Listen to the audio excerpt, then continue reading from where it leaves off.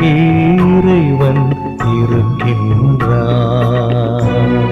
கிறிஸ்துவின் அன்பு நம்மையெல்லாம் ஒன்றாய் கூட்டி சேர்த்ததுவே.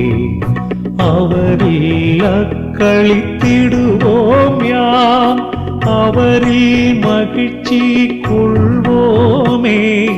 ஜீவிய தேவனுக்கு அஞ்சிடுவோம், அவருக்கு அன்பு செய்திடுவோம். நேரிய உள்ளத்துடனேயாம்